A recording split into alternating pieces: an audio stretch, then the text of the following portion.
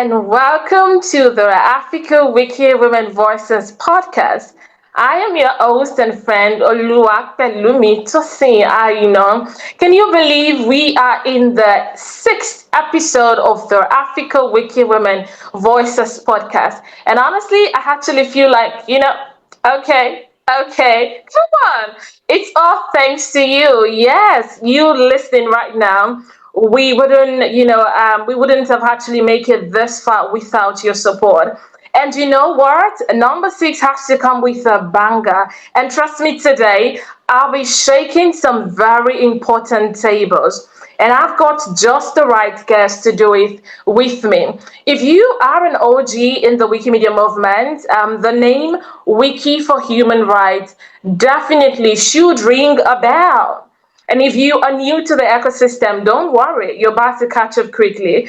Today, we're diving into a powerful conversation on experts' knowledge in documenting human rights responsibly. So grab your seat, lean in, and let's get started. My guest today is Beatrice.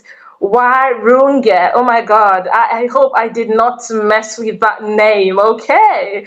She is a humanitarian and human rights proponent committed to Pan-African ideals and refugee welfare with a background in community development and international relations. She previously supported refugee case management and human rights advocacy at Amnesty International Kenya. As operation coordinator of the Under Asking International Film Festival on Human Rights, she uses film to drive dialogue on social justice, currently serving as program officer at SELAM through Connect for Culture Africa. She champions sustainable public funding for Africans' cultural and creative industry. Ms. Beatrice believes CCI are key to driving social transformation and economic inclusion and community resilience. Beatrice, welcome to the Africa Wiki Women Voices podcast. Oh my God, I'm so happy to have you on board today. It's a total pleasure, and I'm truly happy to be here. So a big thank you to Wiki Women and to you ladies who are now my friends. I am totally honored to be here this afternoon. In Nairobi, it's an afternoon. Actually, it's an evening. So my pleasure, and applaud to what you're doing, because this is very important in terms of capturing these voices. So once again, thank you so much. Oh my God, that's actually beautiful. Thank you for the kind words, Beatrice. Okay, so I'm gonna ask you, how do I pronounce your surname? I was supposed to actually ask you for that, but honestly, I hope I didn't moderate while I was introducing you. How do I pronounce it properly? You did a good job so far. It's Okay. pronounced as Warwinge. Oh And my actually, God. when I say Warwinge, I am anglicizing it. The correct pronunciation is Waroinge. Waringe. Wow. Beautiful. Okay. Exactly. But Okay, so but I did a great job. Okay. you did a great job. But Thank normally, what I tell people who cannot pronounce my second name, because it's also associated with a general, a field marshal who was there when we were fighting for freedom. I always you. tell people, if you cannot pronounce my second name, you can just call me General. I will appreciate Oh, it. wow. Beautiful. Awesome. All right. Thank you so much, Okay. Beatrice. Honestly, I'm also super excited to have you on the podcast today. So thank you so very much for joining us. It actually took, a lot of conversation to bring you here today because you're quite busy. You're quite a very busy woman, and I actually love that about you. You've been on quite the travel marathon in September. In September alone, you were in Algeria for Connex. Then you came to Nigeria and back to Nairobi, Kenya. And I think that's a lot of movement in a short time. What has been the highlight for you? Moving from I think to coming to West Africa, back to East Africa, and the likes. What has been the highlight for you? I mean, for me, it's meeting the different people. That has been the highlight of my travel. And actually, it started in Tanzania. We were meeting with East African community there. And then in Algeria for Canex. But then also in Algeria, I took some time to have a very short vacation. And during Oh, that time, I saw more of Algeria and how uniquely Algeria is in terms of the different parts and the different regions, bringing the different unique experiences and history. And that was very rich. So for me, I think that was the major highlight, just meeting with people, living amongst them, going into their homes.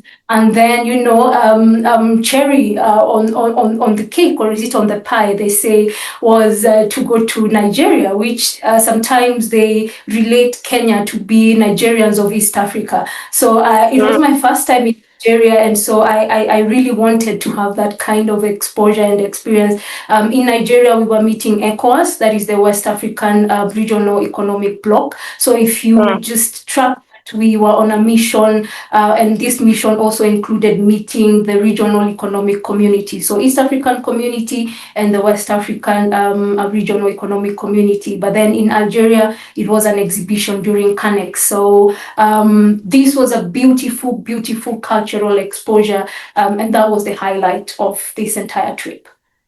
wow, wow, beautiful, amazing. So good to actually hear that from you. Okay, I'd like us to, let's dive into today's conversation.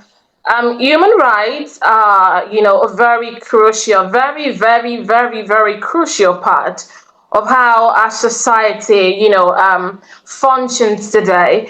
And in the Wikimedia movement, there is a global campaign we called Wiki for Human Rights. And the campaign actually aims to make neutral, fact-based, up-to-date information about rights, from the right to healthy environment to other core freedoms, freely available to everyone. But here is the thing with this campaign. In different countries, most of this campaign are organized and run by Wikimedians, brilliant contributors who care deeply about open knowledge, but who aren't always human rights professionals or someone who works as a human rights proponent. So that raises key questions and concerns. Should Wikimedia campaigns bring human rights experts on board when they design and run campaigns across communities and countries? Also, why does it matter to actually, and documenting topics related to human rights professionals and proponents? And what issues could potentially arise if these topics fall into the wrong or unprofessional hands?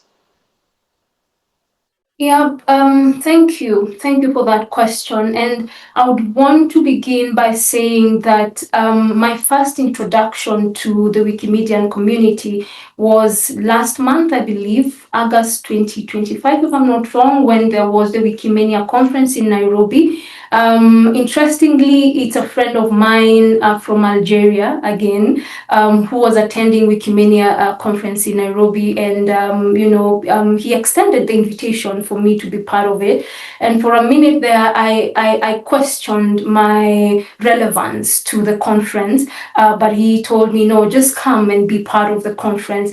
And that interaction was such an eye opener, because I realized there's a lot of work Wikimedians are doing in terms of contributing to what we get to see on the front end. And I also realized that there's, in whatever capacity someone is contributing, they are addressing a social issue somewhere.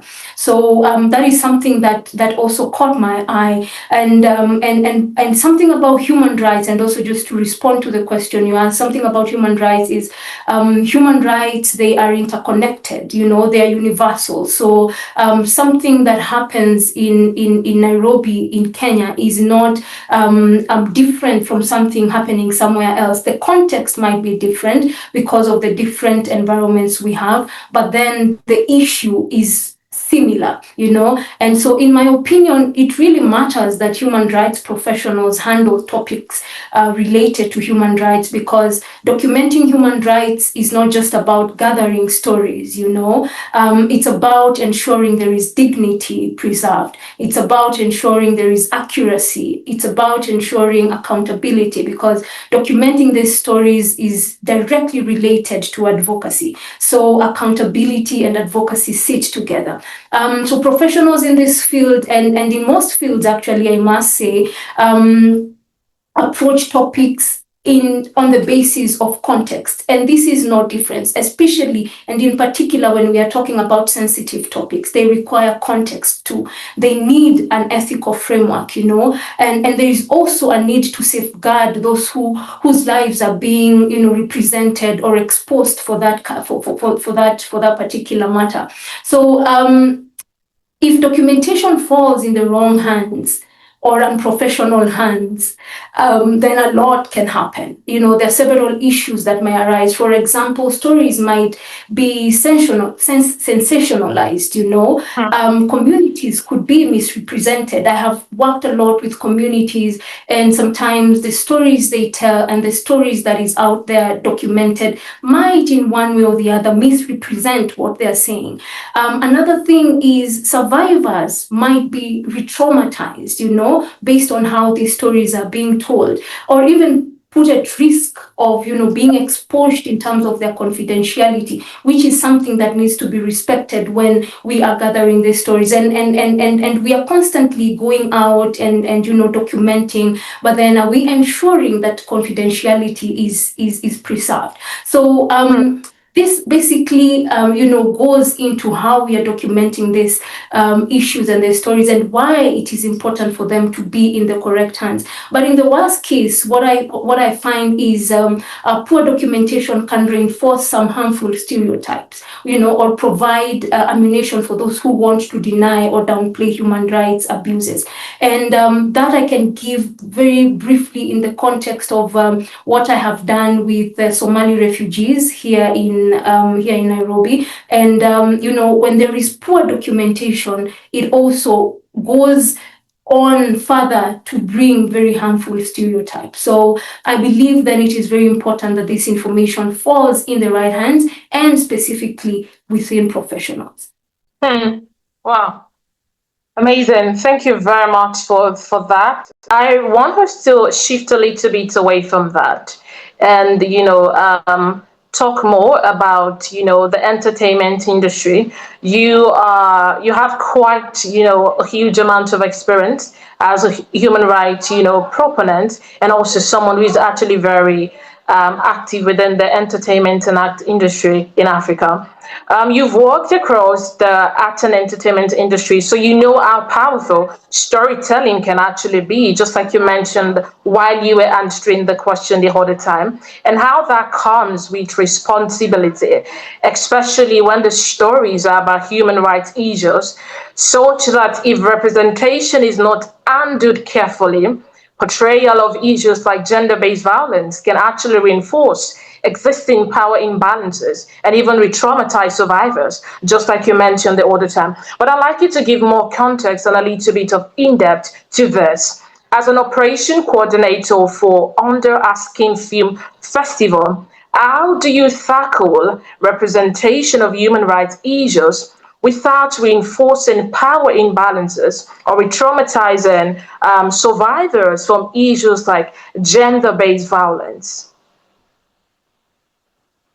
Thank you. Thank you for that question. And I must begin by saying that the festival, Under Our Skin International Film Festival on Human Rights, is something that started from a very passionate and enthusiastic position, especially for us Kenyans, having grappled and, trying to deal with a lot of issues that were happening in our country at that time, and realizing how powerful creativity can be in terms of addressing some of these structural issues. At the festival, what we do, we endeavor to put care into how these stories are told, but importantly, into also how these stories are represented and distributed. Because at the festival level, we are more of a distribution platform, we are more of a showcase platform. So we might not dictate how the story was told, but we can dictate what can be showcased to the audience. So we endeavor to put a lot of care when we are selecting these stories that we are presenting to the audience, because we believe that representation is very powerful, and it can either challenge or reinforce existing inequalities. So there was even a time where we started shifting a little bit to looking at positive narratives instead of bringing or reliving traumatized experiences, because we realize no matter how a story is told, it will inform the discussion, it will inform the perspective, it will inform the solution.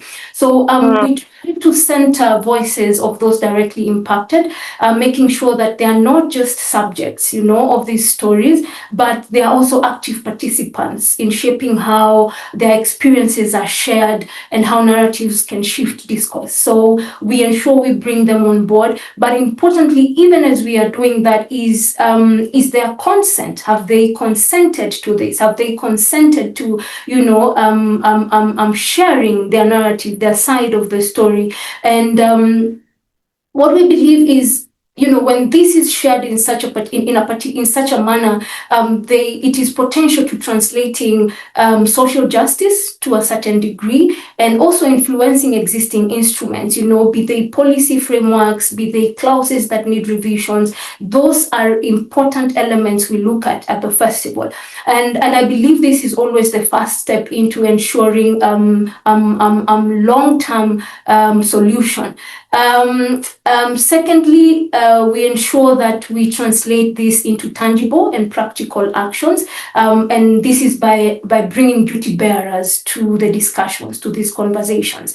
So for sensitive topics like gender-based violence, like you asked, the festival first and foremost seeks to, like I said before, ensure that the participant or the owner of the story gives consent to sharing this particular story. And I must admit, it's never easy. For all the times we have had our members share their stories, it has always been reliving the experience, bringing back trauma. But then how do we ensure that we also not mitigate, but then have a safe environment for that? Is there's always a support system in the room. There's always a support network, so that this is not just my story, but then we can relate to it. And even if we are relating to it, we don't just want this to be a story of trauma, but we want to engage in a dialogue of solutions and accountability. So the goal is to create empathy without exploitation. So that is basically what we always try and endeavor to achieve within the festival framework. And we've seen how powerful these stories can be, and not just gender-based. I mean, one other element of gender-based violence in principle is also, for example, female genital mutilation. That is another level, another layer of it. And we've had these discussions also in those safe spaces, and not just to relieve the trauma, but then to ensure that we can build a story of empathy and a story of change. Of change. Wow, amazing, fantastic. You made mention of something that really struck a chord within me, and that is, creating empathy without exploitation. I feel like it's actually a very important context when we're talking about human rights issues in Africa, all over the world, because there is a way people can actually be exploited, all in the name of or trying to actually help you. We're trying to, get information in order for us to actually provide solutions for you. And I feel like that's really very important. Thank you so much for putting that out to, here today. All right, let's bring it away from that again and, come a little bit down. Wikimedia, and I'm going to be bringing it back to the open knowledge space. And when I bring it to the open knowledge space, I'm mainly talking about the Wikimedia movement because I'm a Wikimedian. Wikimedians are very, very passionate people, you know. They care deeply about open knowledge. But I personally, you know, think passion alone doesn't mean you understand the system of change or how to measure impact. For instance, I think not all Wikimedians who contribute to Wiki for Human Rights campaign can give a convincing answer. If asked how those your contributions translate into real world change or real world impact, and that's where things can actually drift. There is often a lack of adequate knowledge of how documentation of human rights actually shapes rights on the ground or shape impacts on the ground or change on the ground. Which brings me to this question. How effectively can documentation of human rights in the Wikimedia movement, you know, like Wiki for Human Rights, impact representation of human rights, and what are the performance indicators that can actually measure the impact or success of you know, a documentation activity or effort literally within the open knowledge space? Yep, that was a long question, but let me try to get to it. Okay. And no, I totally agree with you 100% on how enthusiastic and passionate Wikimedians are. I just mentioned at the beginning of this, my first interaction was, we are in September, so that must have been in August. Yeah, I was in August this year. And I got into this conference space. At first, day one, day two, I didn't know exactly what I was doing there. Uh, I think it was on the second day or the third day that after the karaoke night, I met a okay. team from Italy that did a performance, and so I was Okay. like, "Oh, it's a very nice performance." And then they were like, "We're actually going for a session. Do you want to join?" And so that's when I joined and really understood what happens in the back end. And Mm, I think for that, I'm always very proud of that very small contribution I made to a post on the Himalayan, and it was interesting. So for me, getting to sit with all these contributors, people who are very mm, passionate about, you know, putting information and knowledge out there in the open source, was something very striking. But then also what was striking is the due diligence, you know, because what I was being taught is I can update, or I can, you know, yes, give an update on information, but if someone does not approve of that, they will take it down. So this mm, due diligence that is being followed by Wikimedians was also something that was very striking. And I love what is being done out there for people like us to read mm, information front end. But again, you raise a very important question on how you know, on the impact of representation of human rights. And yeah. what I think is Wikimedia has the power to democratize the access of this knowledge. And when human rights are documented there, it means anyone and everyone, I mean, across the board, has access to this information. And like I said, human rights issues are interconnected. Human rights issues are global. So everyone across the board has access to this information. But importantly is that this information has to be verified. This information has to be reliable. And I think that is the endeavor of Wikimedia and its contributors. I mean, I have seen that they really try to make sure that they can verify, they can make sure this is reliable. So that is a plus, I must say. And I think it is very powerful when we counter information. What I'm just talking about, verifying and ensuring the reliability. When we counter information and we fill the different gaps, then we are contributing to what we should be able to see on the other on this other end. What I think, and I also got this from the session I attended, to measure impact. On my part, I would probably be looking at some indicators that again I learned from one of these sessions. And number one is the diversity of sources being cited, because that is something that the team is very capable and is very equipped to do. Number two is the representation of undocumented communities, for example, because of course, we have what has been documented, but then have we reached to communities that are not documented? So the representation of these undocumented communities. Number three, something else that I learned is also very important is the language, the language of the content that is available, and how accessible is that content, and how widely can that content be not assessed, but accessed by different individuals. Because ideally, what happens with advocacy, for example, and human rights, is there is power in numbers. So how can we ensure that whatever we are writing, whatever we are publishing, is accessible, is representative of different people, and of course is verifiable and true, So I think these are important. In terms of documenting human rights, but importantly is to measure whether those that are most affected by human rights issues feel seen and accurately represented in the documentation process. I think that is also important, and that's why I was talking about the undocumented communities, because it's about collective effort. It's about bringing people's voices on one platform. Hmm. That's powerful. I must say that's really, really, really powerful.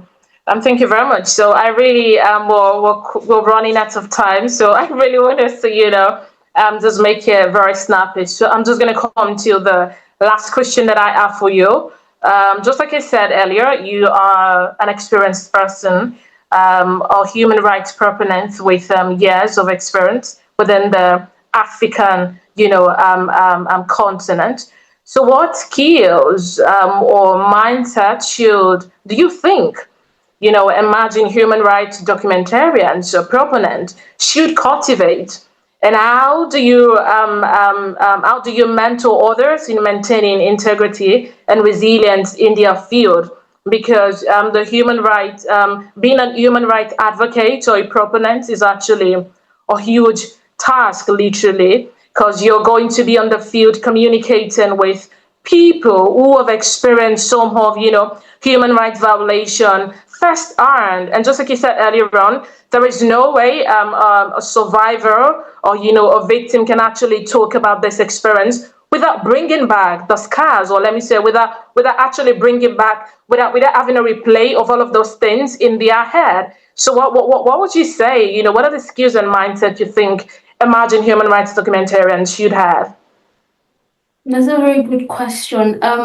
First and foremost, I think documentarians need empathy, and I think this is what we mentioned at the beginning, and also a level of humility, because sometimes it takes one to go to the very, I don't want to call it a very bottom or low place, but I would just want to say that it needs, a lot of humility to go down to the level of whoever you are talking to, whoever you're interacting with, whoever you're engaging. So I think the idea here is to realize that we are working, especially as documentarians, we are working with people's lives and not just data. Because most of the times we prioritize, and we are in need of this data. What has happened? When did it happen? How did it happen?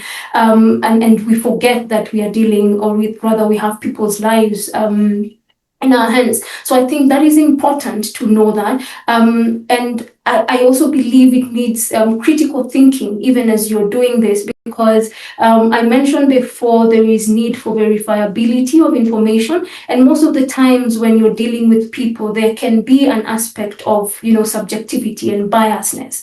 And sometimes I must say this for a fact because I've also worked and interacted a lot with this, is sometimes someone can also just come up with a story just to manipulate, to manipulate the person who is gathering this information based on whatever need they have. So it is very important to have this critical mindset, even as we are going to, even as we are documenting these issues. But then there's also a need for cultural sensitivity, to avoid, like I mentioned earlier, to avoid imposing whatever biasness there might be. But also, what you mentioned earlier in terms of mentoring, there need to be resilience, because you say this rightfully. It's a lot of work in terms of speaking with people. It's energy draining, and so there needs to be a lot of resilience. And in terms of mentoring, others, what I emphasize on is integrity. There's always that question you ask yourself: am I representing this person or this community in a way that honors their truth, in a way that protects their dignity? Because is this how they would want this information or this documentation represented out there? And when I talk about mentoring others, it also in terms of making sure they know how to take care of themselves. Self-care is important. A lot of psychosocial support is also important. I remember when I got into human rights, most of the time people would tell me you need psychosocial support, and I couldn't understand what that means. But self-care is a lot because you're constantly every day bearing the weight of other people. So psychosocial support important. There is always constant burnout in the field because this is real. I mean, human lives. This is real. And then also what I bring in terms of mentorship is talking openly with each other and having peer support. Like I mentioned, even with survivors, there is a support network, but then also with documentarians there is a support network. With human rights, they're called human rights defenders. So with human rights defenders, there's also a support system because we need each other. Because this, in the long view, this work is a marathon, is not a sprint. And for what I have done, most of my life, I've done a lot of advocacy work. Advocacy work is what sometimes I call a long shot. We have the view inside, but sometimes we might even never live to see it come to realization. But what I say most of the times is once you put a block in place, you keep building on that block, you keep building on that block. One day, one time, sometime, something will shift. And I refer to this to the abortion rights that was enshrined in the French Constitution. In last year during International Women's Day. I know this is a topic that can be contested, but what caught my attention about that is that it's been a long process since 1975 by the then Minister of Health, Simone. And this is just, an example of how processes can be long, but then one day something shifts. So even as we are doing this, taking care of ourselves is important. But then number two, also having empathy, humility, and integrity is something I would say. Hmm. Wow, wow. Well, it's been a moment, really, Beatrice. Thank you so much for that wealth of information and insights about human rights, documenting human rights related topics, why it matters, and how it actually translates into real impact in the world. Now, we have a ritual which I really want you to join us in on the podcast. So, for every of our guests, before we actually round up, we always ask you to give a piece of advice. We have African women, young women across the African continent who are listening to you right now. What is your 1 cent or 2 cents to them? Oh boy. I don't even think I have one or two. I think I have a whole lot. But what I would say, and I would just want to give my very own experience in this, is um, keep pushing until something turns. It's not easy, and especially as a woman, it's not easy. But whatever it is that you're doing, whatever it is you got your hands to do, just keep doing it diligently. Diligently, and I would stress on that. Sometimes it doesn't seem as something is shifting, but one day it will shift. Amazing. Thank you. Whatsoever you're doing, whatsoever your hand finds to do it well. You've had that from Beatrice. Thank you so much, Beatrice, for today. Thank you so much. And yes, our audience, wherever you are listening to us right now, you've heard it all. As a Wikimedian, you should understand that you are not just dealing with data. You are dealing with the lives of human beings.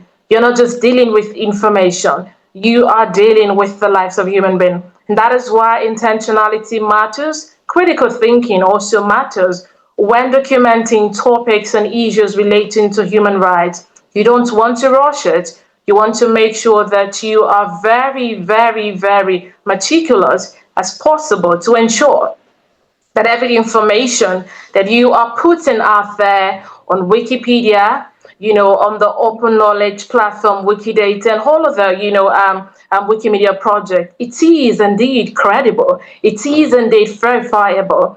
You are not in any way misinforming people or putting out information that would really re-traumatize survivors of human rights violations like gender-based violence, genital mutilation. Yeah, you do not want to put out an information that would really make them to be re-traumatized or have or have a very bad experience why feeding or saying that information out there. Yes, we are dealing with the lives of people, and so we really need to be very diligent when we document issues around human rights in the world and in Africa. All right. Thank you so much once again, Beatrice. Thank you for joining me today.